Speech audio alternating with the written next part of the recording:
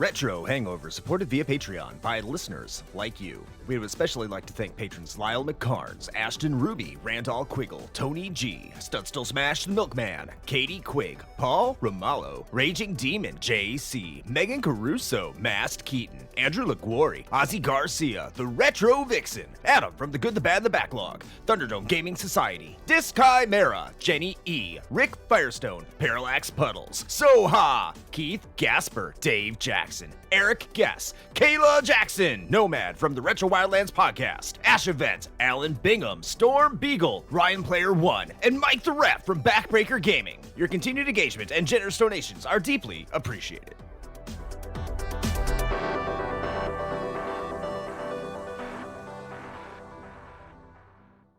Open your ears and crack some beers. You are listening to the most recent episode of Retro Hangover.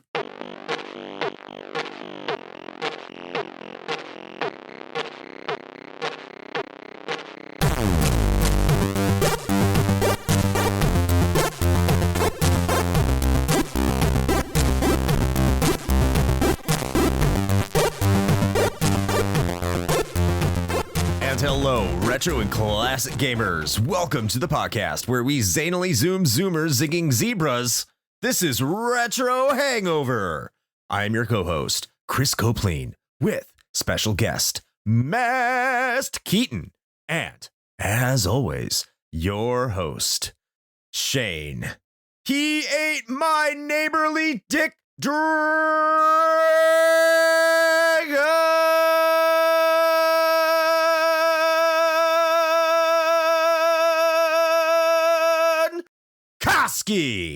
I must admit, I am confused. So the way that was phrased, it sounded like I ate a dick dragon that is in fact neighborly. So if I am the dick dragon, is that like how does that, is that like an Ouroboros situation? Am I just munching on my own tail? Is that what we're implying here? I just need to understand the lore, Chris. What's important is that there can only be one. Oh, well, I mean, I guess that is important. Yes. You didn't answer my question at all. So you putting that poli-sci degree to good use. Spoilers. I can neither confirm nor deny that I know the answer to that question, Shane. Yeah. I don't recall. Yeah. Sorry. This is like fresh in my mind because I caught like the last half or so of the, recent Republican debate, and oh no. Whoo, boy, that was a roller coaster. I'm staying far away from any of that stuff this time. And as with all politicians, none of them actually answered any of the questions they were asked. That's a shocker. They're just like, you know what? Yeah, that's a great question. Let me talk about this other thing that makes me look better. I'm like, great. Okay. So, about that video game we were all here to talk about. Yeah, right. Zombies, stuff, video games, neighbors. How about it? Eating them. Yes. Getting after that. Speaking of what Republicans do when you're not looking. Oh, I mean, politicians. Damn it. I'm going biased. God. This is terrible. Here we go. Now we're taking a political stance. Great. Can't you just go back to making fun of the French again? Yeah, that's true. Yes. They are zombies. That's a unifying cause, if ever there was one. If you're a Republican and you listen to this show, I don't hate you. I just want you to know that. There you go. Ashton, please make this work. Oh, well, that is certainly a way to start an episode. Oh, we just lost probably 10 of our listeners. Oh, man. Well, we still got the other 50%. That's kind of what I was thinking too. I wasn't going to say it, but anyway, welcome to the Retro Hangover podcast where we talk about video games and definitely not politics. Welcome back to the show, MaskedKeaton. I hope you have found your eyes, and I'm happy that you're back. The high score challenge is running well, and I'm happy you could be back here for an episode. Thanks. I'm glad to be back. It is always a lot of fun, if not a very strange and surreal experience. Yeah, that tracks. Yeah, we have to keep this consistent with you. We are here to talk about some zombies, Ate My Neighbors, as we have been discussing. But before we do that, we'd like to talk about the games that we have been playing lately. And as we are wont to do, we always start out with our guest. So Keaton, what games have you been playing lately? Well, I've been focusing mainly on two of them. One is Final Fantasy IX, and the other is Arcade Paradise. So which would you like to hear about? The one that nobody talks about or the one that's been talked about to death? Yes. Yeah. All right. Well, we'll start with Final Fantasy IX, which is not my favorite Final Fantasy, but definitely high up there, and that will probably cause some discussion in your Discord. But really enjoying the plot, loving the equipment mechanic, where if you wear certain equipment for long enough, you can gain permanent abilities, makes it very interesting dynamic as choosing what to go into battle with, as opposed to just like, this has the highest defense, so I'm wearing it. And kind of be like, all right, so I'm exploring this area. I'm going to wear this not so high armor, but if I get in another 30 fights with it, I have a cool new spell forever, as opposed to just when I'm wearing it. I've not seen another game do anything like that, and I'm really enjoying that. Plot is crazy good and dark and good, but yeah, I don't want to say too much because I'm sure there are other people that haven't played it, and I would recommend that you play it if you haven't. After you play Crazy Taxi, of course. Which is definitively and scientifically the better game, or so I have been told. Yeah, that's what I've heard. Scientifically proven. Trust the science. Objective fact. And what's the other game, Keaton? The other game is Arcade Paradise, and it is one on Game Pass. It is a work simulator, for lack of a better word. You start as this early 20s who shows up at a laundromat and he gets a voicemail from his dad saying I am famous rich dad and you are bum son and you're not doing anything with your life. So I'm making you the manager of this laundromat and make something of yourself. But within the first couple of minutes, you also learn that there's an old arcade in the back room of the laundromat. So you're like, all right, this laundromat thing might work. This arcade thing might work. So you are doing little jobs at the laundromat to raise money to buy arcade games. And that's it. But you can also upgrade your space if you make enough money. It's very simple. It's very, in its own way, repetitive because you're just doing laundry, putting stuff in a washer, moving it to a dryer, doing the folding action, and then sticking it on a shelf for the customers to collect. But you just keep getting money as you do this, so you can keep buying more games, and there doesn't seem to be a way to fail, so it's just really kind of calming / rewarding. I say it sounds like real life. There's way too many ways to fail in real life to make it calm and rewarding. Fair. Yeah, real life's not all that rewarding. I don't know. I'm just thinking about, I was going to say Chris, but honestly, it's just any of us really. Just, it's like we collect money. We grind the job to get the funds to buy the games. That's life. So I can stare at them. Yes. That's also true. But no, Final Fantasy IX is great for whenever you want something to really sink your teeth into, and Arcade Paradise is great whenever you've come home from a long day of work and you're like, I just want to relax with some games. Because if in between you're doing the laundry, you can run in and play the games, the little arcade games, and that's fun. So, if you got Game Pass, I'd recommend it. Download it, try it, have a few hours of fun.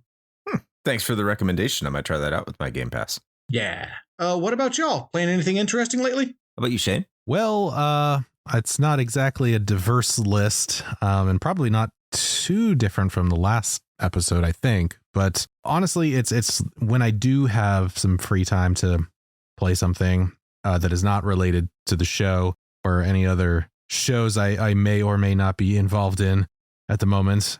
It's mostly just been more Dismantle. I've actually really been enjoying that. I played it on the stream a little while back, and I think actually in a somewhat similar vein to what you were talking about, Keaton, it's like on the surface, the general game loop of Dismantle is extremely boring. It's just go beat the crap out of stuff in the world to break it down into crafting materials to make new things, and also occasionally kill some zombies.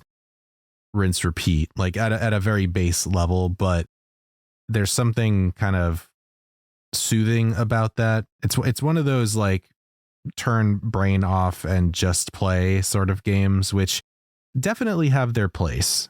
And so, especially when you've had like a very long day and a whole lot of stuff's going on and you've been trying to keep track of like 80 billion different things that need to be done, sometimes it's nice to just sit down and be like, I'm just gonna play this game and hack the crap out of stuff with a crowbar, and I don't really have to think. The brain just turns off, and that's nice. So yeah, been enjoying that. And honestly, outside of that, it's really just kind of been continuing to plink away at Star Rail as I max out my main party.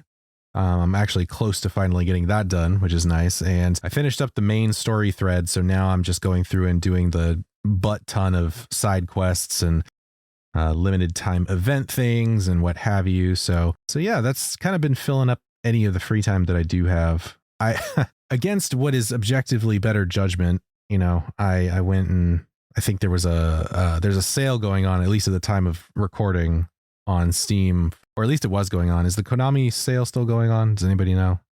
Did you see it? I don't think so. Okay. They moved to the shmup sale, which is filled with roguelikes. Oh, right. That one. Yeah. So I bought a couple of things on the Konami sale, but with the shmup sale, I think I ended up buying, I don't even know, like at least 8 more games because they were just super cheap. It was a combination of that and what was the other thing? Oh, Good Old Games. GOG is also having their anniversary sale right now. And I got a bunch of stuff for like under $1 or like a couple of bucks. So I now have like 20 more games to add to the backlog that I might never play. Story of life. Yep. That's my first world problem. But yeah, so I don't know, Chris, what about you? What's been keeping you busy? I completed Sea of Stars. Oh. Which I felt like I had to do. I probably should have been playing something else, namely for the next episode, because I am struggling with it. I don't know if I'm going to be able to beat that, but I was heavily monetarily invested in Sea of Stars, so I needed to play that through because I've been waiting for it for 3 years. So I got that done. I think I know I talked about it last episode and said it was probably going to be in my top 5 for the end of the year. It is firmly sitting in that top 5 at the moment. I'm not going to call it an all-timer. It's not leading the way for game of the year, but I will say overall, despite some flaws or criticisms I have of it, it's a very good game, and I think you should go check it out. I plan on recording a guide for it soon, so patrons, pay attention for that sometime in 2025. Other than that, I got a game. Well, I got a lot of games recently, mostly because, as Shane said, all the sales. GameStop had a massive clearance sale, so I got 8 games there. A couple games ended up coming in from Limited Run that I ordered in 2022. They finally showed up at my door. And so I've just got an abundance of games. And I got a cheap GameCube game I wanted to try out. And it's called Dakar 2. I had never heard of this game. It looked interesting. So I wanted to boot it up as soon as I got it. One, because I got it from eBay, and you can never really rely on the fact from an eBay seller 100% of the time, because sometimes it may not work. So I fired it up. It worked. Great. Then I started playing it, and that game is solid. It has some really good driving mechanics. I was pleasantly surprised. And patron of the show, friend of the show, Ozzy, pointed out that the developer, which is, I think it's Acclaimed Chattelham. I have no idea if I'm saying that right, but they actually developed another game on the system that I had played before. I liked. That was Extreme G3. That team also was formed with a bunch of people from Psygnosis Games, or I think it's just Psygnosis. And the people who left Psygnosis to make Extreme G3 and Dakar 2, some of them helped make the Wipeout games. So that would explain the lineage. So if you've never heard of Dakar 2 for the GameCube, and it's also on the original Xbox, and our European friends can find it on a PS2, it's a nice solid little racer that's not going to cost you a lot of money, and you should give it a look. Definitely give it a look, especially if you like rally racers. It's cool. Nice. All right. Well, I do believe that is the universal signal for the end of the waffling. Hi. Which I guess means we should probably just get into this thing. And so, Chris, would you mind giving the fine listeners at home a brief history of our game du jour which is, in fact, Zombies Ate My Neighbors.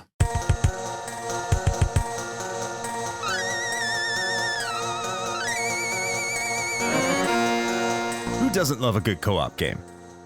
And a co-op spooky game. These are things we have seen here in the modern era with games like Friday the 13th and the Texas Chainsaw Massacre, but games with spooky themes while having more than one player at a time just didn't happen. And that isn't to say that today's game is really spooky, but it does have zombies, as the name would imply, as well as all sorts of other movie monsters many would be familiar with.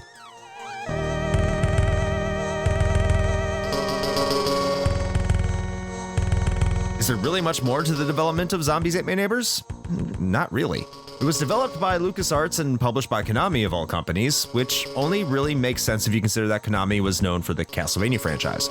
Other than that, having a Japanese company publish a game from a somewhat major US developer was a rarity. LucasArts would develop the game for the Super Nintendo and finish that version of the game before creating a port for the Sega Genesis.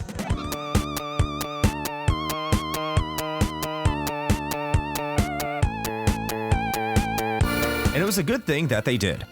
As Nintendo was still rather strict in what content they wanted on their consoles in the early 90s, LucasArts had to remove all blood and replace it with purple ooze at their request, something that was left in for the release on the Genesis. The game was further censored in Europe, where the game was simply called Zombies and had to replace the crazed chainsaw-carrying enemies with axe-wielding lumberjacks. September 1993 would see the release of Zombies Ate My Neighbors in North America and Europe, with the Genesis version releasing slightly later in November. Despite Konami, a Japanese company, being the game's publisher, the game did not see release in Japan. Critics would love the game, praising the game's sense of humor, presentation, and that the whole game could be played in a fun co-op mode. Sales were not as favorable, with the game being somewhat of a flop. However, there was a slow burn that would lead to Zombies becoming a cult classic, and a favorite of many gamers who would look back at Zombies Ate My Neighbors as one of the hits on the system, essentially raising a title from the dead.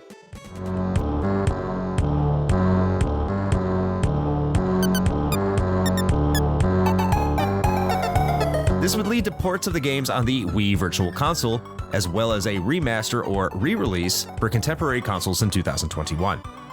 Zombies Ate My Neighbors would also receive a sequel of sorts with Ghoul Patrol in 1994, but beyond that, there haven't been any major attempts by LucasArts to make additional titles in the same format. And that is your brief history of Zombies Ate My Neighbors. All right, Chris, thank you for that brief history. Man, I don't know about you two. This game occupies a weird space in my personal experiences. I feel like it's kind of always been in the peripheral. I don't know. Does that sound fair to both of you, or has this been more of an integral part of your gaming experience? For me, it's absolutely been an integral part of this game. I still have my original copy from when I was a kid. Okay. And I played the heck out of this one. Mm-hmm. As a youngling, I took a bizarre fascination to horror. And so, yeah, spooky games, even games that were more silly spooky, such as this, definitely on my radar. I'm more with you, Shane. I did play this game when I was a kid, not a lot. I knew about it. It's interesting that it was a flop, because it must have just been a flop when it came out. Like, a lot of people didn't buy it, because definitely a few years after, just a short few years after, like 95, 96, it was one of those games people were definitely talking about. Mm. I think that's right around the time I started playing it. I didn't play a lot of it, as I already said, but this is something I have a few memories of. And then in the years afterwards, especially more recently within the past 10 years or so, I've always revisited this game in some sense, trying to play through the first couple levels and seeing how far I can make it, which, yeah, we'll get into that. But it's definitely a game that has been part of my gaming console experience, but just not really a major one. But I'm glad to hear, hey, Keaton, I'm glad to hear that you still have your original cartridge. And you said you had it for the Super Nintendo? Yes. Yeah. And I know you've been hyping up this game for quite some time, which is why we got you here. I know that this is a big game of yours, because I've also seen some of the questions that you've written for the Retro Olympics over at Secret Levels. And some of them have been Zombie Ate My Neighbors oriented, even going back to the first one. So I know you're excited to talk about this one. So we'll see how this one goes. I think you might be the show saver. I'm not sure, though. I don't know how Shane feels. Well, let me just put it this way. I think we are going to have a very well balanced discussion. I think. I'll leave it at yes. Putting that poli-sci major to work, right? that. Yeah. Right. You don't have one. That's me. Never mind. Fair and balanced. Yes. Yeah. So, I mean, okay. So I guess I'm not the only one, which I guess is good. But yeah, I've said this about a few other games that we've talked about. Actually, I think this year, I can't remember exactly what it was now, but I know that I remember bringing this up, that there are just certain games that have just kind of existed like in my peripheral for a long time. And this is one of those games. Like, I knew about it, not like right when it came out, but a little afterwards. Like I knew of its existence. I think at least one of my friends had a copy. And so I've always been aware of what it is. And there have been a good handful of times that I've dabbled in Zombies Ate My Neighbors. But it's never been one that like I really sat down and purposefully tried to put a lot of time into. And so that's why it's one of those odd ones for me, because it exists in this space of like, yep, I know that's definitely a thing, and I kind of have played it, and that's about it. But I know that there are a lot of people out there that really like it, and that's kind of like my take on the whole thing. I could definitely understand that. It doesn't really sound like too many stories are told here. I'm just kind of surprised that Keaton was as brief as he was on the personal experiences. I guess that's. Oh, go for it. Okay, so yeah, like I'm trying to find that balance between sharing and not like rambling for 30 minutes on just one part of the topic. Fair. So yeah, no, like I, as a young child, I had the notebook with the passwords, and I did not realize for the longest time that as neighbors died, they did not automatically come back. I thought in the later levels, there was just one neighbor to save, and that was part of the difficulty. Because like, yeah, okay, so for those who don't know, you start out with a level, got 10 neighbors on it. You got to try to save them, otherwise they get eaten. It's sad, and they die, and they make this horrible little death scream. You start with 10 neighbors. If 2 of them get eaten on the next level, you start with 8 neighbors. And if 2 of them get eaten, level after that, start with 6 neighbors. But if you're able to rescue all 10, start that next level with 10 neighbors. It's great. As a kid, I didn't realize that the number of neighbors that you saved was important. I just thought there were 10 neighbors on level 1, and that was easy. There were 10 neighbors. You had lots of chances to mess up and still complete the level.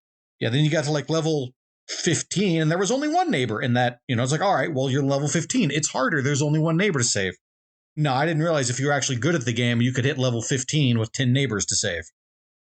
And you needed all those neighbors because those later levels were not forgiving. No, they're not. But yeah, no. Had the notebook. Every 4 levels, man. Jotting that password down. So is this the time where I go ahead and admit that like 15 seconds ago that I learned for the very first time that the number of neighbors carry over into the levels? I had no idea. Yeah, I have a lot to say about that when we get to the gameplay as well, but I learned that very recently too. I did not know that was a thing. But before we get to that, does this game even have a plot other than you got to save your neighbors from zombies? It's like an arcade game. Like, does it even matter? Do we even need to talk about the plot writing here? I mean, I'm not sure. I don't know. The zombies came from space, kind of. Space zombies? Yeah, I mean, the whole thing was caused by an asteroid, right? Oh. Mo, I don't know. My thought as a kid was that there was a ritual and that you had to sacrifice 10 neighbors, and like that was if the 10 people were killed, the ritual was complete and the world was doomed, and blood comes from the sky, or at least comes onto your game over screen. That explains the purple nut. I think about it. It was originally blood. That's cool. But apparently the main villain is a guy by the name of Dr. Tongue, and he is the final boss. I can confirm that. Thank you, Long Plays. Yeah. Because I ain't beating this. I don't have the skill. No. So, yeah, the actual plot is left to interpretation. You'll have to ask Game Theory what the actual plot of the game is, or somebody like that. Oh, weird. Okay. So I was quickly looking this up because clearly we're professionals and know all of this information coming into the episode.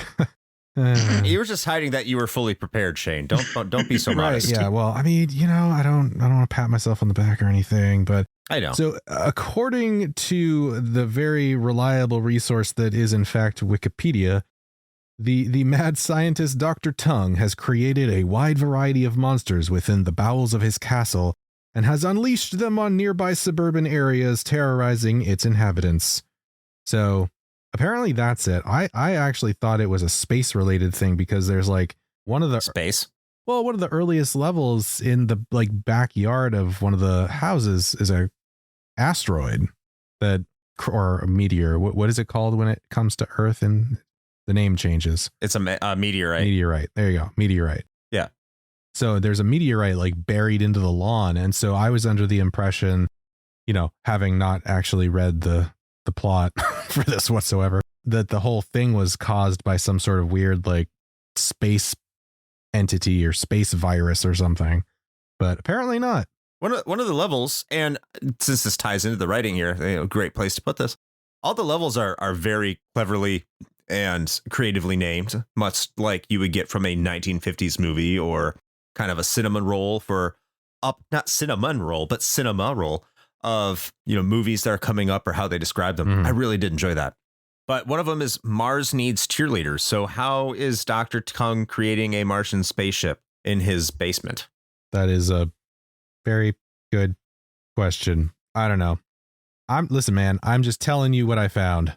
I think it's space zombies. I think that the manual I feel is wrong. Like it is too, but I think that LucasArts is wrong here. I think it created its own lore. These are space zombies. That's what I'm getting from the way that this game unfolds. It's deeper than you think. That's the twist. They're all aliens. It's like Rocky Horror Picture Show. Okay, so we're creating our own official headcanon for this. That's what's happening. Got it. Yes. Okay. Bill Curry's in it. I'm you know what? I'm down. Let's do it. Tim Curry. Why did I say Bill Curry? I don't know. That was awful. Why did you correct me? I was just like, I don't know who this man is, but he's here now, I guess. You needed to correct me. It's Tim Curry. He's a legend. He's an American legend. I mean, so is Bill Murray. Bill Murray. That's the thing. I combined Bill Murray and Tim Curry, and I got Bill Curry. Great. Now I have to picture Bill Murray dressed as Dr. Frankenfurter, and my brain will never be the same. This is truly the most haunted episode. He's a Transylvanian transsexual. I'm so happy I watched that movie recently for the first time. Such a good movie. I loved it. Well, the thing about it is that it has a great soundtrack, which would be a fantastic way to segue into music and sound, but that's like 3 steps down, so guess we can't go there. Damn it, Keaton. Trust the process. I think we're going to make you possibly a little angry here because we're about to get into the gameplay. Before I probably get angry here, and if you love Zombies Ate My Neighbors, I'm gonna forewarn you. I am probably going to upset you if this is one of your favorite games. And Keaton, I know you're right there, but I'm just gonna put out that spoiler warning at the forefront. But I think that before we get into that, Keaton, talk about what you think about this game, what do you think about the gameplay, and why you love it. All right. The key component of this game is variety. And that shines through in its gameplay as much as anywhere else. You have a variety of enemies. They have probably over a dozen, if not more, including some bosses like Dr. Tongue Spider, Dr. Tongue Giant Floating Head. You got your giant babies. You got your snakeoids. Those are just your bosses. Then you got your regular enemies, your fish monsters, your zombies, your moonmen, your pod people, your Martians, your chainsaw wielding guys, the creepy little dolls, ants. So much variety in enemies, so much variety in locations, so much variety in death animations. Look at all the different animations you get. You got, I guess all that's graphics, but still, we'll get to that in a minute. But yeah, a lot of different enemies, a lot of different levels, a lot of different hidden bonuses. Did you know that in level 4, you can get a special bonus for destroying so many different hedge walls? You can get a hedge clipping bonus. On level Mars needs cheerleaders.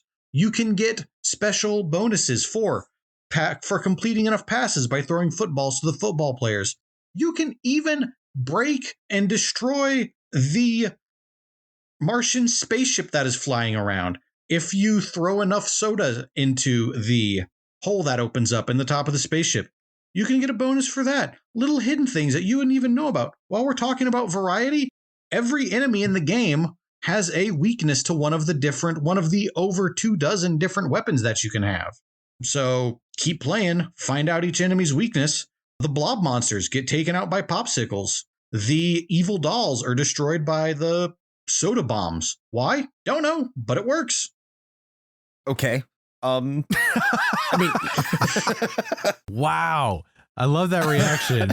Like, Keaton is obviously so invested in this, and you're just like, yeah, all right. That's cool. No. Fucking nerd. because Whatever. look, I'm just thinking, do I want Shane to go next, or do I want to go? Because like I really want to counter all this. Yeah. You're gonna go on about the hit detection and No. Oh well, that's what I would have done. That's all right. I will. I mean, that is part of it. Yeah, you could. So a lot of the things you said there that were things that you liked about the game, and I can understand why someone would like it about the game. So I don't want to take any of that away. And people who love this game, I can completely relate to that. So I just want to point out that I played this on the Sega Genesis. I initially played it on original hardware because I got the limited run release on original hardware. That's super cool.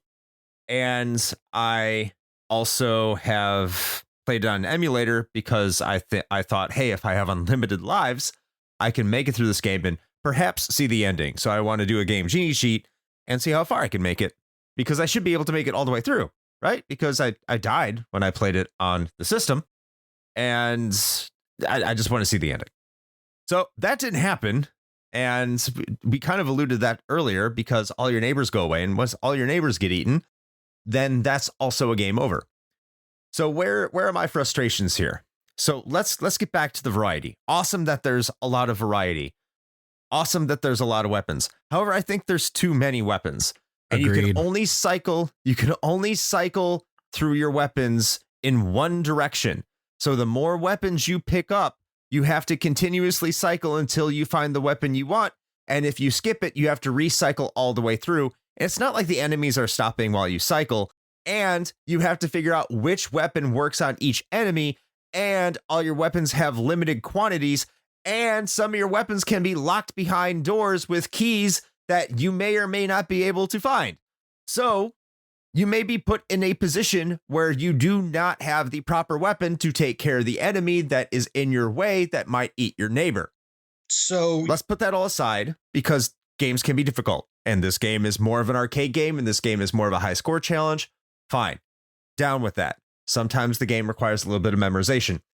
However, then you get into the fact that you may not have the proper weapon to get to your neighbor. Again, I guess memorization. Once again, if you see a neighbor, sometimes enemies just happen to spawn next to one of your neighbors that you cannot reach. And even if you try to walk off the screen to prevent them from getting killed, they will still get killed. So RNG can screw you. Doesn't matter how good you are, you can still get screwed by RNG. Furthermore, the bosses don't really require any skill other than having the correct item. The toddler, I think that's level 7, the attack of the 40-foot toddler, or 30-foot, whatever the case might be. You have to kill the thing essentially with the Rosetta Stone, and the only way that's going to work is with trial and error, and once again, memorization. Any way that you want to get through this game naturally, I do not think can happen.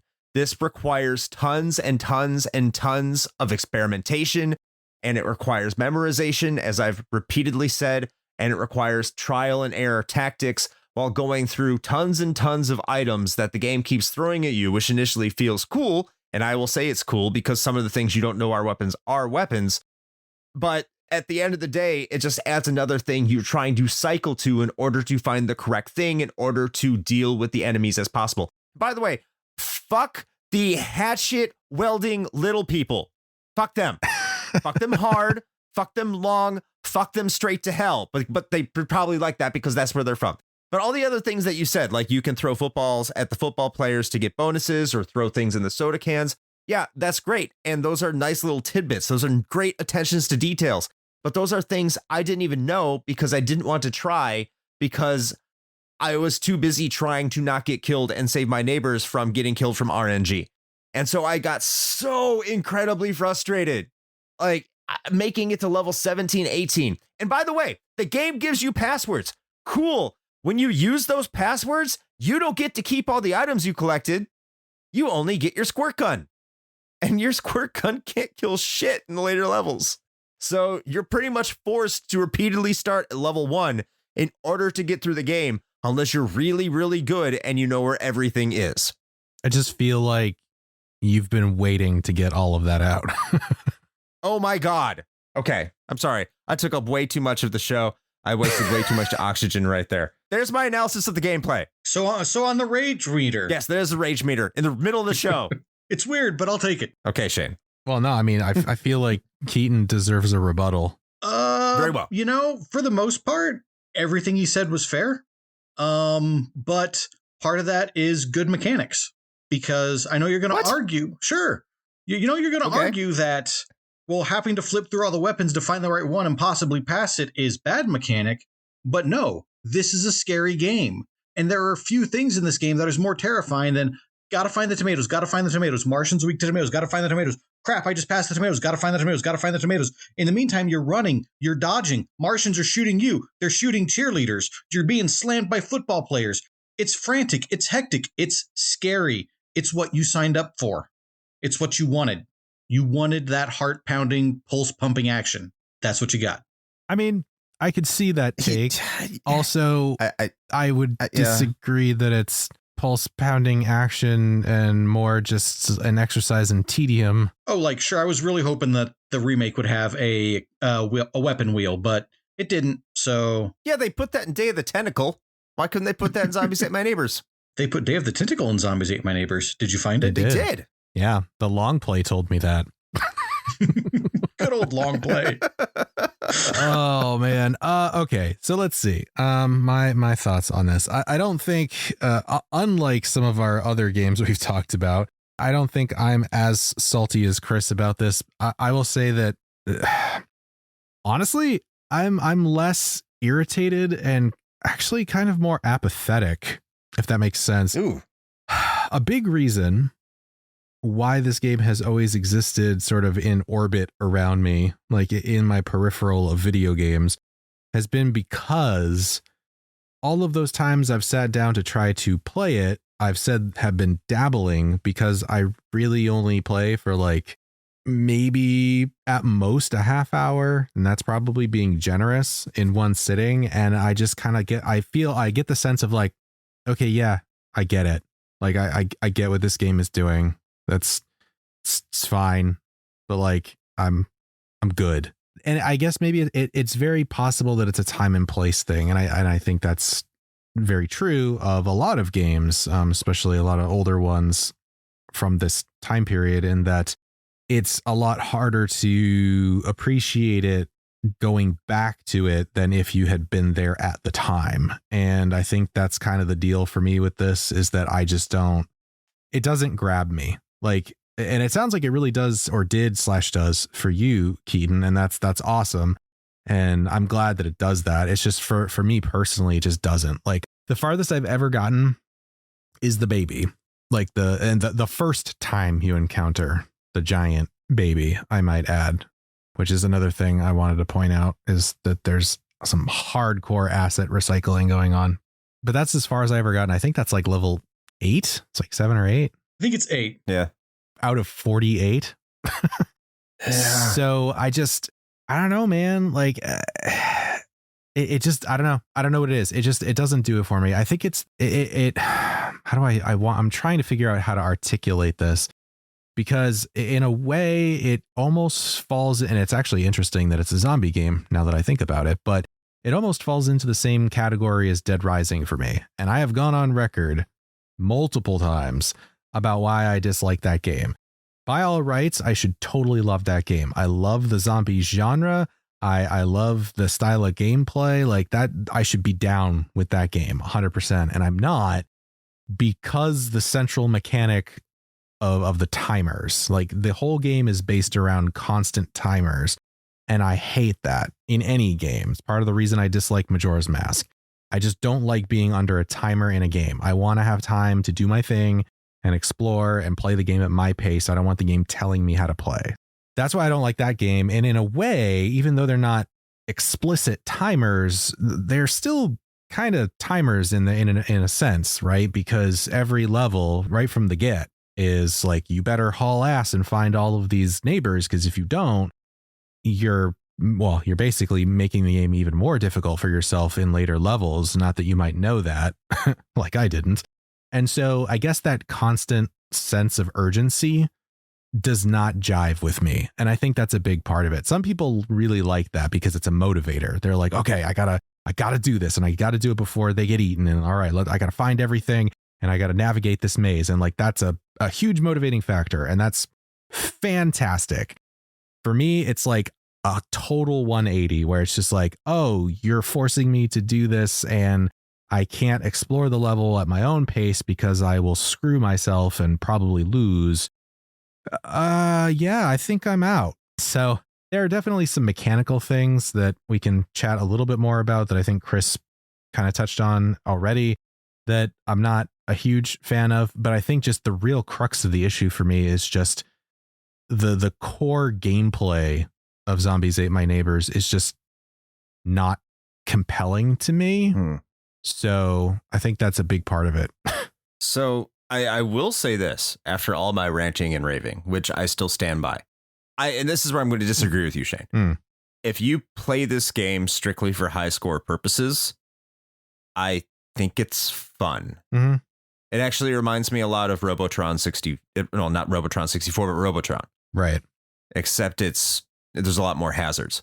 I think if you go into it playing this like an arcade game, and I think that's why it's even more appropriate that we have Keaton on here, because he is the master of our high score challenge, is that this game is a good high score chaser. Right. 100%. But if you're going in thinking that I want to beat this game, I want to play this game from start to finish, I think it's a much different game and it becomes significantly less fun. Yeah, I think I would agree with that. Yeah, I think the approach you're taking and the perspective that you have going into it is going to be a huge influence on, whether your experience is going to be positive or not. And given that I'm generally not that kind of player, I'm not a high score chaser. I'm not an arcade game player in that way. Like for me, it's not my style, I guess is really what it is. Like I would prefer the ability to, I mean, I don't know how you do it because the whole core conceit is you're saving your neighbors from being eaten. So like, I don't even know what you would change. Maybe the real thing is just Zombies Ate My Neighbors is not for me. That's what it sounds like. I don't know. So fun thing about neighbors are they do have some have their own personality. Like the guy that is cooking barbecue. Sometimes there will be hamburgers next to him that you can pick up to regain your health. I thought that was a nice little touch. That is a nice touch. Yeah. But holy cow, in levels with the soldiers, like, dude, there is a bazooka next to you.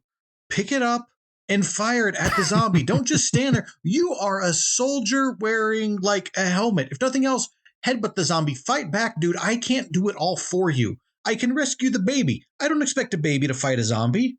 I don't expect a little old teacher who gave me an F. Screw that teacher, by the way. Like, if I'm going to save you, I should at least get a C. But like the soldier should at least like fight or run in a circle or something. Like, dude, don't just stand there and get eaten by zombies. That teacher said she'll take that C and see you next Tuesday, Keaton. Probably. And before I forget, yes, those little axe guys are so annoying. And their creepy little laugh. Oh, that's music sound. But yeah, those guys are so annoying. Oh, yeah. When we get to sound, I'll talk about that one. But they are just on the conveyor belt when you're trying to move through that one level with the conveyor belt. And they're faster than you. And they just get right behind you and you can't avoid them. And they just keep hacking at you. And like the fourth of the time when about it. The fourth of the time when you die, they turn into little fire dudes and keep chasing you around. Yep. Mm-hmm. Yes, they do. Yep. They certainly do. Oh yeah, those guys aren't fun. Yeah, they're the worst. Well, they're not the worst, but they're among Well, them. they're not the worst, but they're right up there. But that kind of reminds me of one of the things that I noticed about the gameplay is watching a long play of the entire game, which I did, by the way. I actually, the playthrough is like about 3 hours and change to watch the whole thing.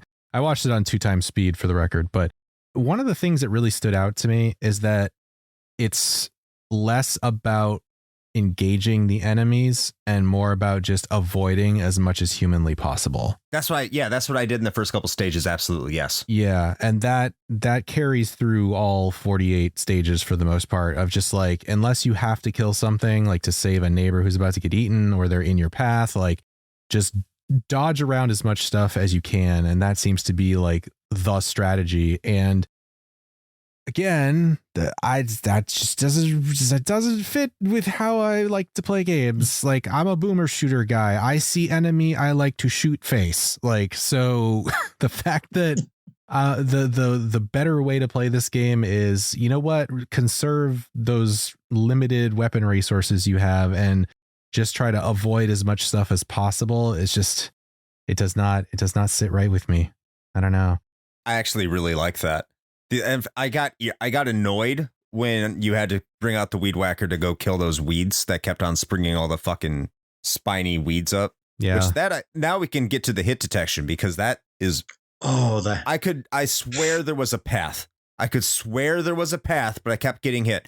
So I'd have to bring out the weed whacker, change back over the weed whacker, change my weapon, and then I'd walk again and get hit by the stupid weeds on the floor. And I thought there couldn't be the weeds anymore because I killed the thing that made the weeds. But then the more weeds kept popping up, especially in that level with all the weeds on it. Not to mention when you're trying to kill that thing that makes the weeds, it spits out these weird bubbles at you. And if you're trying to kill it, it's like you're automatically going to take a hit. It's like, ugh! Yeah, those guys are rough. They're not that, they just sit there.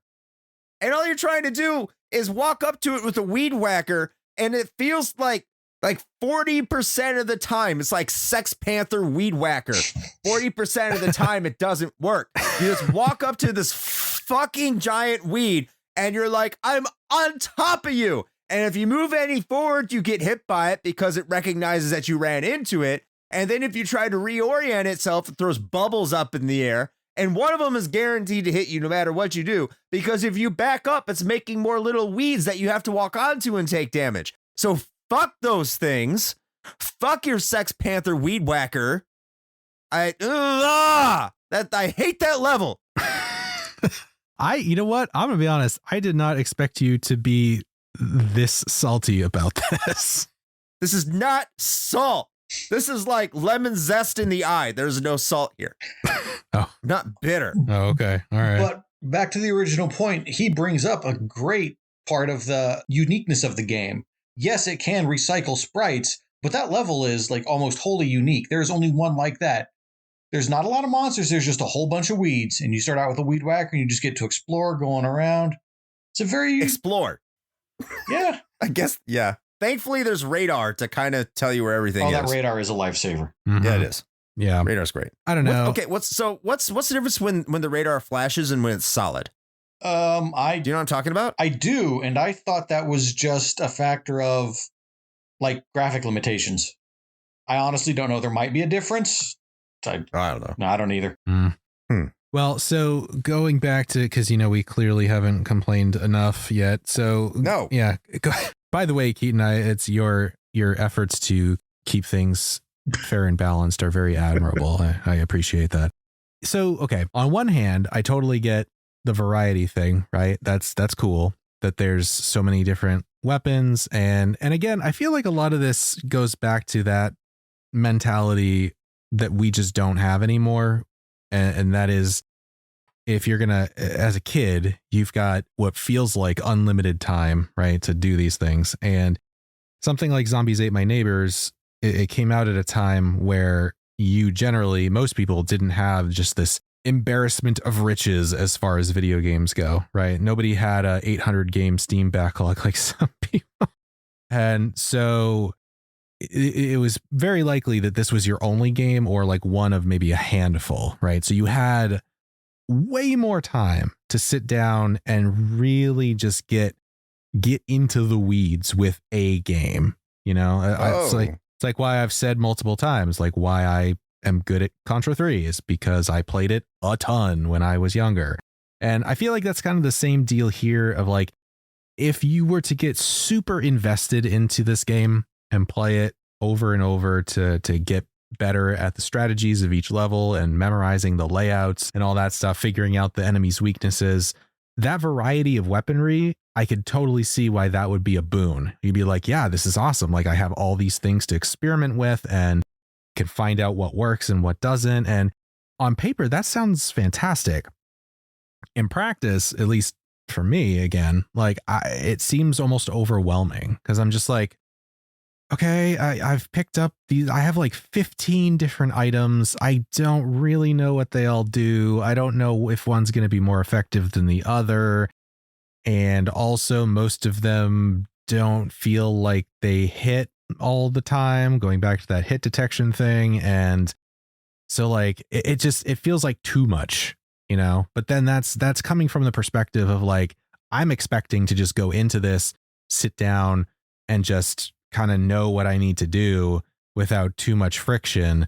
And that's not really how game design was for the most part back then. And it's certainly not the case for this game. It expects you to get at least somewhat invested in figuring out all of these, you know, mechanics and this minutia around like the several different items you can use and the different enemies and all that stuff. So I guess that's a very long-winded way of saying like, I can see why that would be a good thing. Like totally. I just don't think that I'm at a place in life where that is appealing anymore. Yeah, I can agree with that. That's completely fair. I think the game does in its own way try to help you with that. The first couple of levels have one of the people that you have to rescue is a guy in a pool. He's in a little inner tube, but he's swimming in the pool. Nothing can kill him in those first couple of levels. In later levels, mermen can kill him if they're on the screen, but they're not on the screen in the first couple of levels. So no matter if even if 9 other your neighbors get killed, you can always rescue that guy. He will always be there. That's a little bit of a learning curve, right, to help out. And as the weapons go, a lot of them don't get introduced a little bit at a time. Like you don't get the Martian ray gun until level 21. That thing is glorious against ants and chainsaw men, by the way. It's not going to feed you everything at once. It will feed you things slowly at a time to help you get a little more acquainted with it. Also, if you're kvetching, you're forgetting one of the most cheesy bad things about is that some levels, the tourists that you see will just turn into werewolves at the start. Yeah. Yeah. Werewolves are assholes. But it's like, oh, cool. Can I go save them? Boom. No, those two are werewolves. Now they're chasing you. Villagers down. You're dead. Because those things don't stop attacking you. No, they do not stop attacking you. And they chase your ass down. You got to use your knife and fork. Silverware. Silverware kills werewolves. Oh my God. That's what you use? I mean, when you say it like that, it actually makes sense, but oh my God.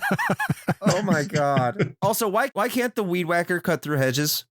You know, the weed whacker can't cut through hedges and it can't cut through giant spider web walls. That's okay. fair. A bazooka. You need a bazooka for that. Yeah.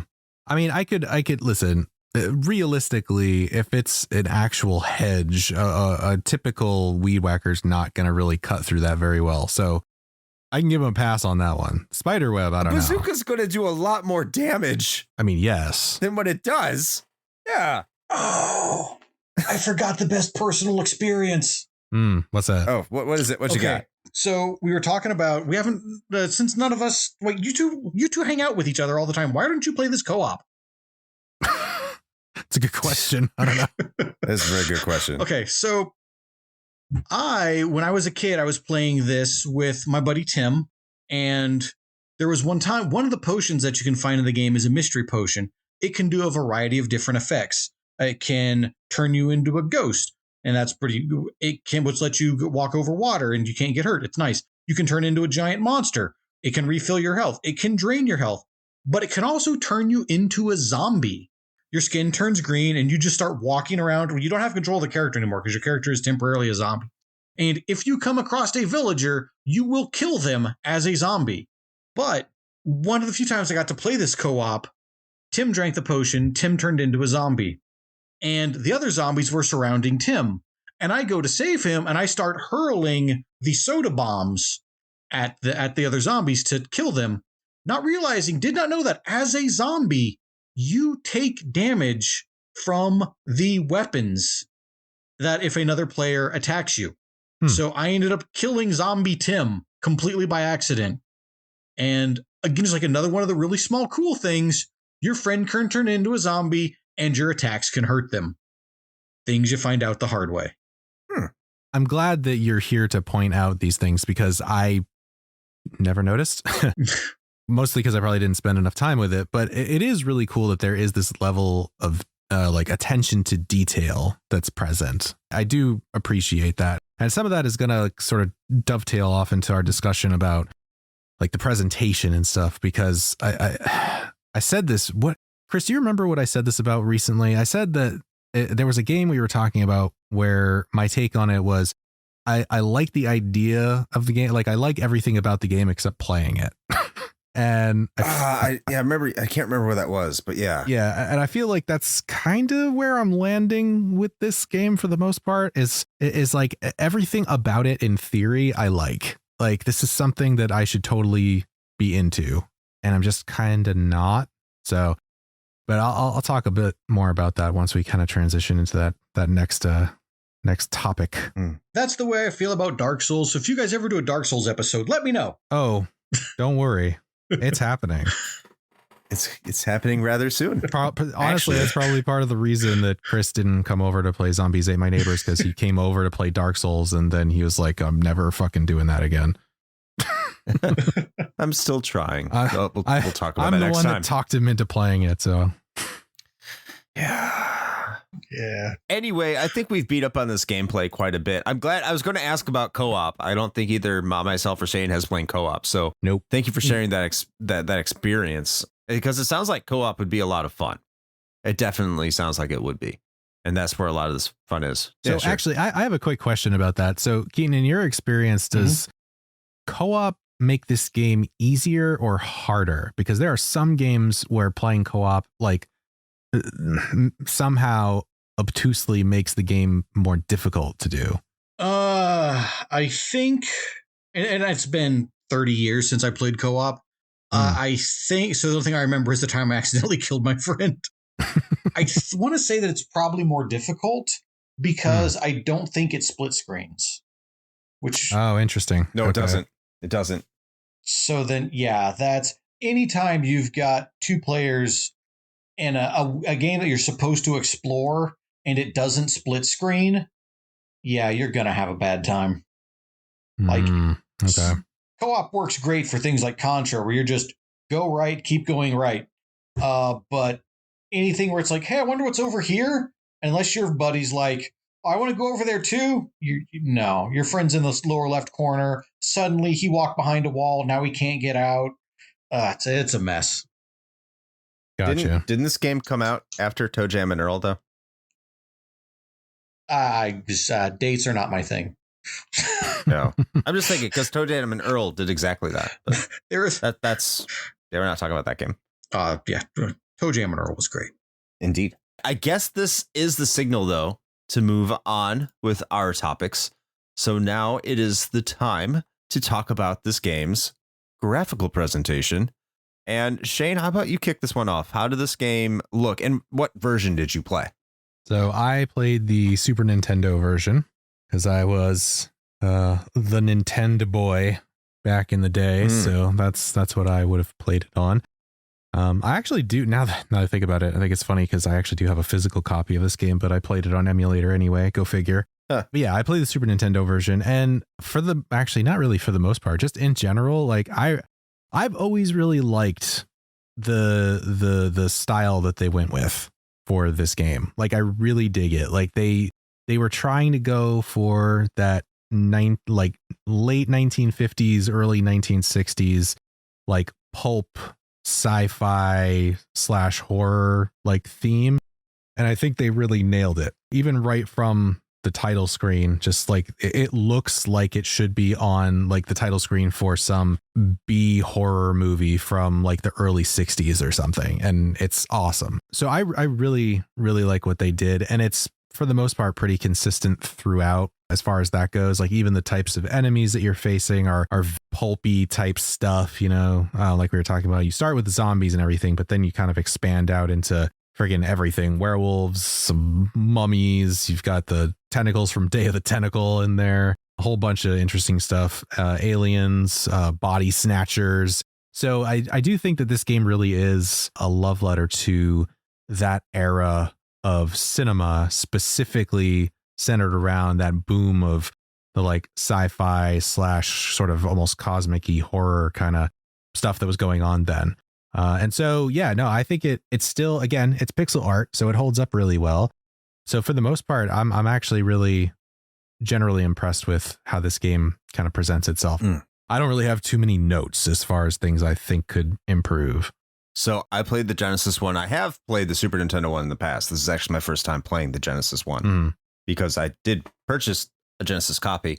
A lot of the things I'm going to say here are probably going to repeat, but much more negatively in the next section. But it doesn't look as good as the Super Nintendo. It looks a little bit more washed out. And I think and this is just my personal opinion comparing them memory wise.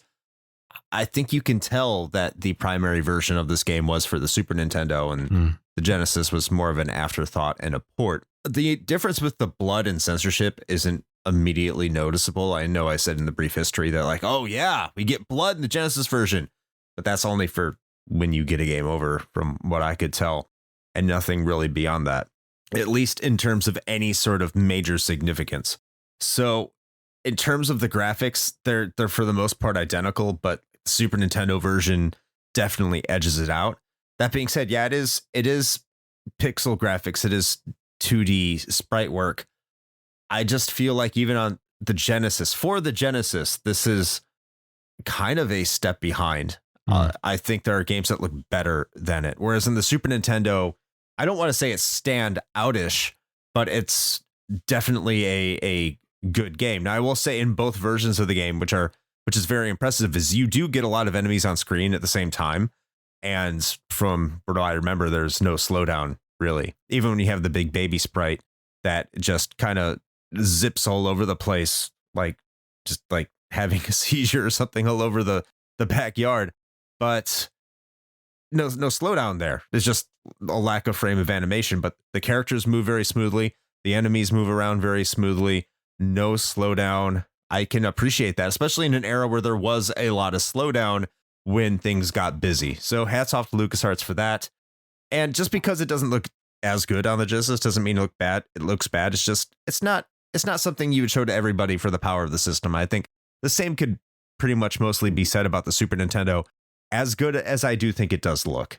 I wouldn't say that this game is going to be like notable as a technical achievement in any way as far as like the graphics go. I think what really carries it, like I said, is its dedication to like the style and aesthetic that they chose. Sure. I mean, it's a fun environment. Yeah. All the environments are fun. They're colorful. The enemy sprites are well detailed. You can tell what everything is. It's just not like tippy top of the iceberg. Right. It's not really close, but it's certainly nowhere near the bottom either. For sure. Yeah. Keaton? All right. Graphics are in many ways good, just like the gameplay, in that they pay so much attention to the little things. Almost every monster, if not every monster, has a different death animation. Whenever you kill a werewolf, you see their flesh just like a hole appears and you see a green soul come out. When a merman dies, they explode into a group of fish. Zombies die, turn into a bunch of bones. All these enemies get their own unique death. The way that the enemies are placed around the screen. If you're encountering blob monsters, there is usually going to be a meteorite or barrels of ooze nearby. When the creepy little axe dolls show up, half the time they're coming out of a box of creepy axe dolls. As one would. Yes. There are some other examples, like the pod creatures. The little clones of you appear out of giant pods. They put so much attention in the mummies. I mean, when they come out of those sarcophaguses, it looks really good. Yep. So there is so much attention given to making all of these things look unique. Heck, there are even some sprites that are exclusive solely to bonus levels. Purple Tentacle can only be found in one bonus level and the ending game level. And there are animations that are just even in an enemy that is just solely in the ending game level. Dr. Tongue, that final boss fight, when you're fighting his floating head, has 4 different levels of decay before he finally dies. And that last one is really kind of gross and graphic for a Super Nintendo game. It's no shooting Hitler in the face like Bionic Commando, but like half of his skull is missing and his eyes are gone. And it's just like, oh, really creepy looking. So yeah, they put a lot of attention into the graphics, into the little details. I think you make a fantastic point that, I mean, we didn't bring that up, but you're 100% right. Every single enemy sprite does have a lot of detail, even if those enemy sprites aren't like the most detailed sprite on their systems. It's the amount of attention they put into the animations. That's an entirely good point, though. In terms of presentation, you can make an argument that this game does a really good job of that. And this is something that LucasArts, I'll tip my hat off to them, even though, as I already said on Day of the Tentacle, I'm not a big fan of their adventure games. All of the games that they make do have a lot of attention to detail in their environments and how things within their environments are related to them. So as you said, the blobs around meteorites, your clones around pods, mummies around sarcophagi. Every single enemy seems to have some sort of source that you can relate it back to. That level of attention to detail is something to be admired. But from a casual gameplay standpoint, if I'm just starting up this game and moving through it and not really, getting into the nitty gritty of those things, it's not necessarily something I'm paying attention to, which is where I'm more on the, I wanted to say lukewarm, but I'm not lukewarm because I think it's above average. I do want to give this game credit because it's not a bad looking game at all. It's just like at a very surface level thing, it's decent looking. But you brought that up. Now I have a little bit more respect. And it does remind me of the fact that LucasArts does do these things. And I'm willing to give them that credit because you're 100% right. Thank you. Yeah, and I think that's one of the things that you could always sort of rely on LucasArts for back in the day was, I mean, not all the time, but generally speaking, a lot of the output around this era did have a lot of personality. That was something you could always, look forward to, is whatever product they were putting out. Like it definitely, it may not be pushing the envelope in other ways, but they were definitely very charming, I think. Completely agree. It just, again, it blows my mind. Like they have some of these cool graphics and creatures, and they're just like, yeah, we're just going to stick these in the bonus level. You have to actively seek them out to find this cool looking thing. Yeah, that's true. I was, yeah. And I guess this is it's kind of going back to the gameplay a little bit, but that the way that they did the credits for the game, I thought was like really ingenious, where it's literally a level where you're walking around an office and you like walk up to all of the employees and they have the credits like over their heads, and there's still the enemies that you have to like dodge and stuff. And I thought that was pretty neat. Mm-hmm. Yeah. And one of them gives you a password for a hard mode. Yeah, there's because there's one that gives you, was it for the hard mode, or was that how you got to the Day of the Tentacle level? Maybe that might be it. You can, through RNG, get to the Day of the Tentacle level it is a hidden level in level 1, but you have to have RNG give you a monster potion or a bazooka in order to break open the hidden hedge to find the hidden level behind it. Gotcha. Yeah. Okay. Yeah. Because they give you 2 codes at that end screen. They give you that one, which I think takes you right to the Day of the Tentacle bonus level. And then there's another one that will lead you right back to that credits level if you ever wanted to go directly back there. So let's get into the sound and music here. I'm going to be comparing it to the Super Nintendo version. So I'm not going to talk about it until like the last person here. So let's start out this one with Keaton. Keaton, what did you think of the sound and music for this game?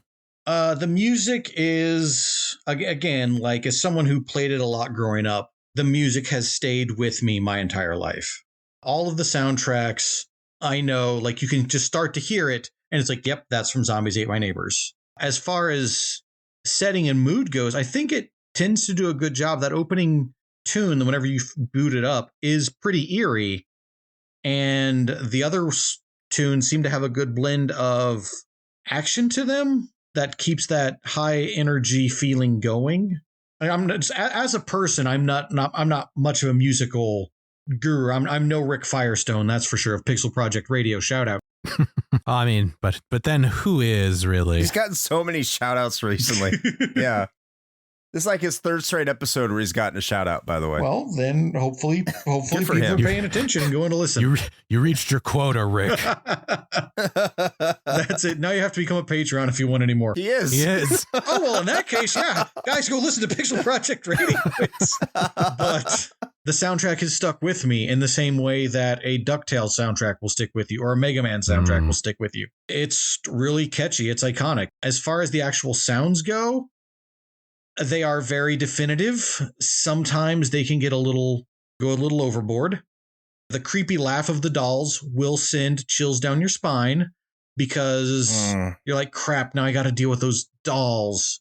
The laugh that the vampire makes is cool when you're fighting one vampire, but there's one level where you're going up against like 3 or 4 at a time, and it's just woo-ha-ha, woo-ha-ha, woo-ha, like an entire level, and you're just like, let's just get to the exit door, long play. Go. I'm tired of hearing woo-ha. But sounds are a mixed bag. Music is phenomenal. Actually, yeah, that's a pretty fair assessment. That's about what I would say too. Yeah. I really enjoy the music, and that was what I was trying to hold off on saying when I was talking about their dedication to getting that sort of like B-movie vibe, because I think the music really lends itself to that very well. So a lot of the tracks are pretty good. I will say that I think the standout for me actually is the title screen, just because of how well they nailed that, because it is that like that exact kind of like almost cheesy, but not quite, like creepy style music that you would totally expect from some like, you know, black and white movie about alien invasions or something. So I really, really appreciate that. I will say, similar to the graphics, which I sort of offhandedly mentioned now that I think about it and didn't really go into much, but I guess we can do that here. And that is, with 48 levels, there is a lot of recycling going on. Yeah. And I don't necessarily blame them for that. But I do kind of wish, and I'm totally talking about this like I played all 48 levels. Like, yeah, right. But I sure wish that when I watched a video of somebody else playing this game, that I could hear more than like, I don't know, it felt like 5 songs. Like, I don't know how many there actually are, but it was noticeable of like, oh, this is this track again. And they're not bad. It's just that it's very apparent that there are just only so many. And the same thing goes with the graphics and like the enemies and things like that, where, you know, you think you're going to fight a 40-foot baby once because that's a boss, and nope, you're going to do it again at least one more time. Apart from that, yeah, I think Keaton's pretty spot on. Like, I really like the music. I think that's the standout feature here. The sound effects, I think, are well done, but there should have been maybe like a hard-coded like grace period or something on the audio as far as like how often certain sound effects play for enemies, because you will hear the same ones just repeating over and over and over and over again. I'm going to echo a lot what you two said. However, I will say this. The Genesis version is significantly inferior to the Super Nintendo version when it comes to the soundtrack. Oh, doesn't sound as bad as if they're using the Gems version. Like, there's not as many farty noises, but it's not as good as what the Super Nintendo is putting out there, because there's a soundtrack that has this kind of like kind of vibe to it. And I think you know what I'm talking about, like Nana Nana Boo Boo, that kind of shit. Like it has it. And it's really good on the Super Nintendo. In fact, a lot of the music in here, regardless of the Super Nintendo or Sega, just the content, gives me a lot of the Day of the Tentacle vibes, even though it wasn't done by the same composer as the Day of the Tentacle. The composer is, I think his name's Joe McDermott. I just had him up on Moby Games here. Yeah, Joe McDermott. And he did not compose the music for Day of the Tentacle. But I did get that, especially when I got done with the level and you get that like kind of upbeat, perky music vibe. That sounds like something that's straight out of that game, but it's not. When it comes to the sound effects, I think they're fine, but I think the repetitive nature, as you said, that can start to get grating. And one of the worst things is when you're in one of those levels with the hatchet carrying little person, because they keep making the sound over and over and over and over again every time they spawn, and a lot of them spawn. And it doesn't stop. Like, I get it. There's more of you. This sucks. You only really die when I throw soda cans at you, which go in an angle and they don't go straight. And sometimes I miss you. And this is awful. And I hate this.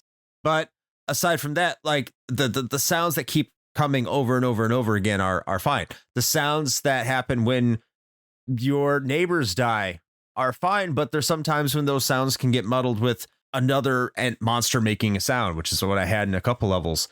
And I think I heard that in the baby level for some reason. I kept thinking that the neighbors were dying and they weren't. And that was weird. Sometimes a lot of the song sounds mixed together.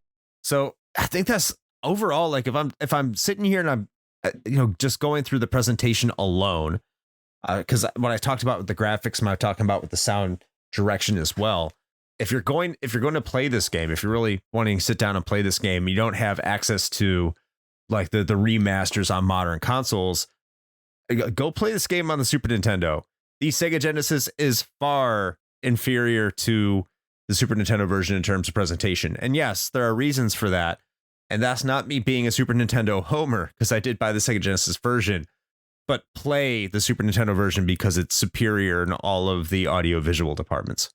And graphically, yeah, it doesn't matter. Okay, you heard it. You heard it here. Chris said it. The Super Nintendo is superior to the Genesis. Everybody heard it. For this game? Nope. Yes. You heard it. Yes. Yep. Yeah, you did hear that. I'm keeping that one in my back pocket for a later conversation that we're going to have. Oh, and that one you're going to lose. Yeah, the Super Nintendo is the way they go here. Any other closing comments here on the sound? I hate the noise of the clown decoy. I rarely use that item. Yeah, I don't use it either. Fuck clowns. Okay, so this brings us to our Patreon pontifications. If you would like your pontification read here on the show, all you have to do is do these 3 easy steps. 1, become a patron, which you can do for as little as $1 a month. You can find that in our link tree, which we will put out at the end of the episode. 2, join our Discord, which is also in our link tree. And 3, there is a spot called Patreon Pontifications, so you can post your thoughts there. We would love to hear from you. And we are going to kick this off with Adam from The Good, the Bad, and the Backlog, great friend of the show. And Adam says, "Zombies Ate My Neighbors gave me nightmares as a child. I rented it one weekend and tried to play it. I hated the game and it was too difficult for me. But the worst part was when I went to sleep that night, I had terrible nightmares about being trapped in a hedge maze with zombies and piranha plants. And then I wet the bed." You can always leave it up to Adam to include all of the relevant details. I guess, as you said last time, Shane, this definitely is him taking the piss. All right. On that note, the next one we have is Dischimera of Game Over Hell. And he says, "Zombies Ate My Neighbors is a prequel of the Johnny Bravo series, as evident by Johnny still being an innocent 3D glasses wearing kid in this game. I've never played it, but I know I'm probably correct." That's awesome. Thank you, Dischimera. His name is Zeke. The girl's name is Julie. We forgot to mention that, but you know what? I like to think he's Johnny Bravo now. I think we can add that to the better, headcanon. that's more appropriate. Yeah, that is the headcanon. Ignore what the manual says. We didn't even read it for this episode anyway, except Shane, because he was prepared. So that's probably where we find that information, because they sure as hell don't tell you in the game. They really don't. That's for sure. He does have a very unique look, though. I'll give the male protagonist that, whatever his name may be. Yes, Johnny. Speaking of Johnny, here's Dave Jackson from Tales from the Backlog. I first played Zombies Ate My Neighbors in short 10-minute bursts at a friend's house in elementary school, and now I've revisited it as an adult. It's got cool theming, incorporating every horror movie monster in the book, and fun music and weapons, but the level design is atrocious, and the game wears out its welcome pretty quickly. It feels like it's better suited for an arcade style of play than a home console, leaving me with the conclusion that the best way to experience Zombies Ate My Neighbors is in short 10-minute bursts at a friend's house in elementary school. Thank you, Dave. You know what? I'm kind of on board with that assessment, actually. Yeah. All right, let's see. Next up, we've got Thunderdome Gaming Society, who says, Zombies Ate My Neighbors is one of those games I stumbled upon one weekend when there was nothing else to rent. I was instantly hooked. Being a horror fan helped, as well as the game just being plain old fun. There is a password you can enter to start the game on a bonus stage entitled Day of the Tentacle. Complete the bonus stage, and then you will be on level 1. The game is frustratingly difficult, especially in the later stages. I later bought a copy from a clearance bin at the end of the Super Nintendo's life cycle, and it will always be a memorable entry for that console. All right. Well said. Thank you, Thunderdome. Next, we have Storm Beagle. He is my favorite Mega Man X fan in our Discord. This game is one of the holy trinity of Genesis games I rented all the time. Zombies Ate My Neighbors, Booger Man, and Kid Chameleon. That's quite a trinity. Yeah. I was never good enough to get too far into it, but I've been playing around with it a bit on the Switch the last couple of years. The arcade style gameplay holds up, and it's still fun to just jump in and play for a while. Graphically, it looks awesome and has so many fun little nods to classic horror tropes and the horror genre as a whole. I'm really looking forward to this episode. What a great way to kick off spooky season. While it is Spooktober, this is the second Spooktober episode, so we're not kicking it off, but we'll say that it is. Close enough. For you. Yeah, there you go. Yeah, for you. Yeah. All right, well, I guess that probably brings us to our thoughts, right? I think it does. I think it's our turn to talk whether or not it holds up today. As is tradition, the guest gets the final word. There you go, Keaton. So you can dispel all of our thoughts, I'm sure. And to kick this one off, Shane, what do you think this game holds up today? Oh, man. Let's see. You know, I'm going to be honest. I actually sort of offhandedly said it, but the more that I'm mulling it over, I think Dave Jackson's take on this is kind of my take as well, in that in current year, unless you have the nostalgia for it, or if you just are really into this style of kind of timed, but not explicitly, like sort of maze-ish almost gameplay, where you have to sort of like figure out a level layout and, you know, basically just get good at memorizing level layouts and then that sort of a thing. Like if that's your jam, then this will probably be right up your alley. I mean, it does have, and we didn't even really talk about this too much, but it's got a difficulty curve that looks a bit like a cliff face, honestly. The first handful of levels are not too bad, and then it's just like it wants to murder you in every way possible. So the game is very difficult. So if you're into those sorts of things, then you'll probably be into this as well. But I think for most people, I would argue, this kind of feels like a little bit of a novelty, in that you can get it in bite-sized chunks, and that's probably enough. As Dave Jackson said, like playing it in 10 and 15-minute bursts feels like the right amount of time. That's kind of a waffle-ish answer of saying kind of. Yeah, I think it is. It's a little wishy-washy. I would say that for the most part, I'd say no. I don't think that it does, because in my mind, saying a game holds up to me is basically endorsing the game in its entirety and saying like, this is something that someone can play and enjoy and ostensibly complete. And that experience would be something I would say would still hold up today. And I can't really say that about this game. So I guess that's sort of a soft no, but it's worth those small bite size like experiences though. But I think the gameplay formula that it's presenting feels like it very quickly outstays its welcome. Okay. Where do I go with this for mine? I think this game is incredibly frustrating. I think this game has too many weapons. I think this game relies on memorization. I think this game has extraordinarily infuriating RNG. So the answer for me on this is going to be, this game actually holds up. And let me explain why. The game's I wasn't expecting the M. Night Shyamalama ding dong at the end there. There you go. This is why this game holds up. And it holds up because it is an arcade game. If you don't know that going in, if you're expecting to go from 1 to 48 all the way through and beat it on your first couple times, you're going to be frustrated. So go into this game knowing you're not going to do that. In fact, very few people have. This is a game where it implicitly encourages you to chase the score and get the highest score possible and get it in the most efficient way possible. That's what this game is about. And if that's what this game is trying to do, I think it effectively accomplishes that. Yes, you are going to have to do some memorization, and it's not as intuitive as many other arcade games are, like the best games from the early 80s, early to mid 80s. It doesn't have that same kind of replay value or hook, and it will get a little tedious the longer you play, and that frustration will creep in. But I remember firing this up for the first time when I played it this week without the Game Genie, without the emulator. I was thinking to myself, I am having a really good time, even though I don't know what the hell is going on. But once you understand that, yes, once all your neighbors die, you are dead. Certain items do impact enemies differently. I think you can get a methodology down that you can take out the enemies in certain stages and approach them in a certain way that you can make a really fun game out of this, to the point where you do memorize it, to the point that you can complete it.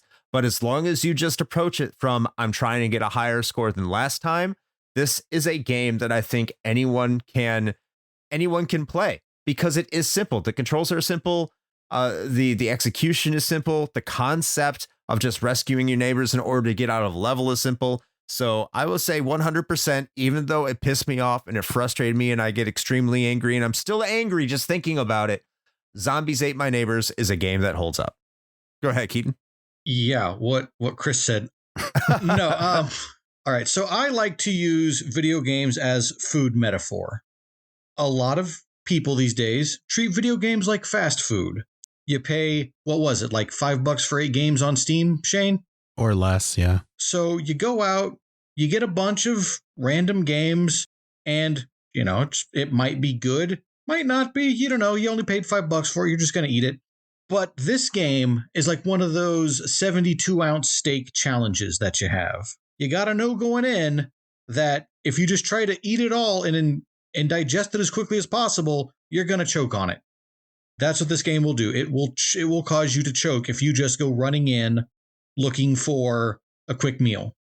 But if you want to sit down and savor it, take small bites, enjoy the little details that go into the level design, enjoy the little details that go into the characters, and just realize that it's going to be a long meal. You will have to get the time to know this game, and you will have to get the time to know it well.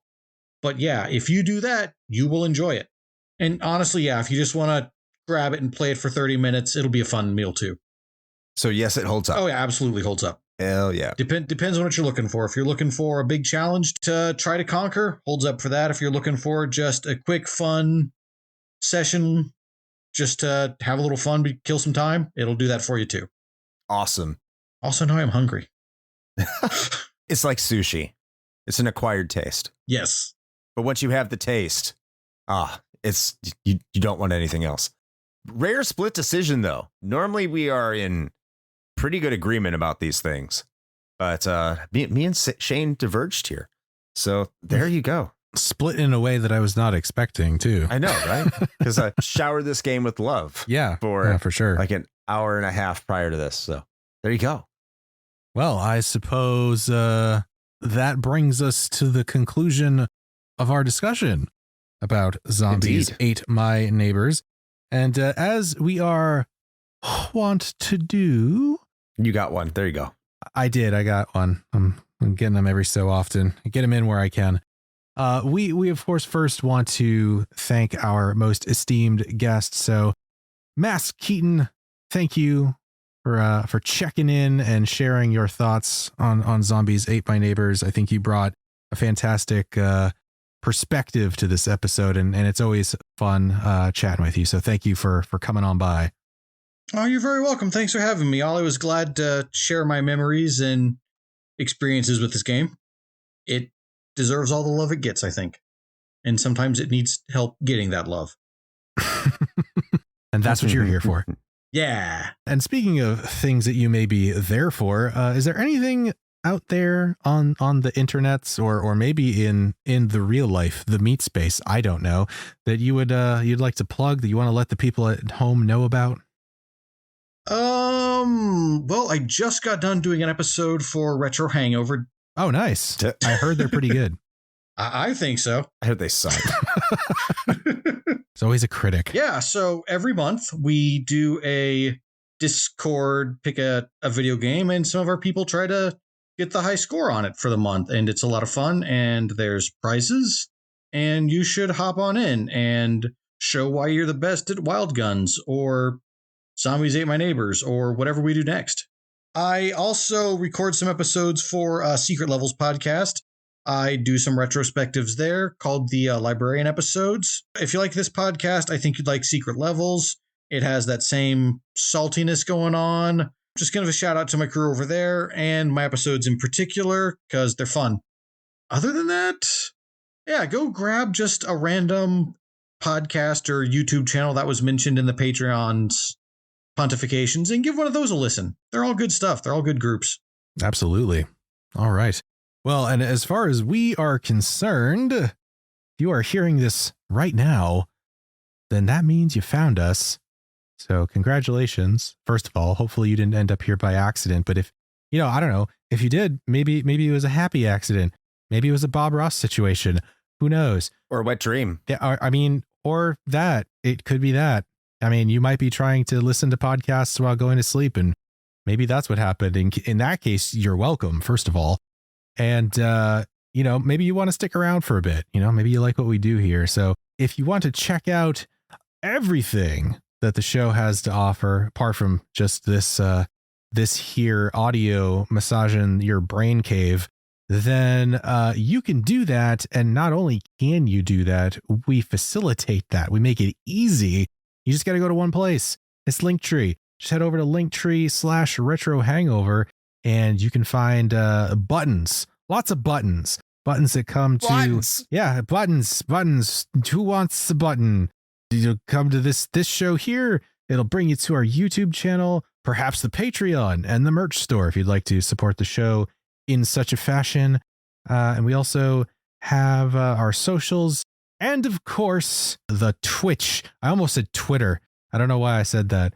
That doesn't exist anymore, Shane. Yeah, I don't know. It's dead. It's the X. It's the cool kid hangout now. Got eaten by zombies. It's right there with Threads. Yeah. But speaking of Twitch, Chris, what can the people expect from us over on the Twitch television? Well, not much, but if you want to see what not much is, head over to twitch.tv/retro hangover, where you'll see us play games from time to time. Random games you'd never think of. I've played Star Fox Zero recently. That went horribly, but then I followed up with some Wild Guns, and that was fun. You never know what we're going to play over at twitch.tv/retro hangover at 9 p.m. at Sunday, and that's all Eastern time. But I can assure you it will be something. And as long as there isn't a wrestling pay-per-view, you can probably catch MaskedKeaton over there as well in the chat. So head on over to twitch.tv/retro hangover at 9 p.m. Eastern time on Sundays. We hope to see you there. Sunday. All right. Well, I suppose with all of that being said, until next time. Play with your we swear we're fair and balanced joysticks.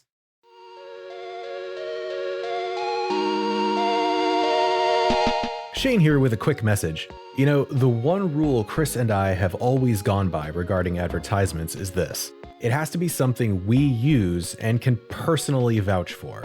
If you know me, you know I love coffee, and Bones Coffee Company has been my go-to for home brewing for quite some time now. Their small batch beans come in an impressive variety of flavors like Mint Invaders from Chocolate Space, or Electric Unicorn, which I swear tastes exactly like Fruity Pebbles. And the best part? No added sugar or calories involved, just natural flavors infused right into the beans themselves. Build your own sample pack of 5 4-ounce bags to find out which flavors speak to you, or jump in headfirst with full 12-ounce bags. They've even got K-Cups. Step up your homebrew game with Bones Coffee by visiting bit.ly/RHPBones. That's bit.ly/RHPBONES.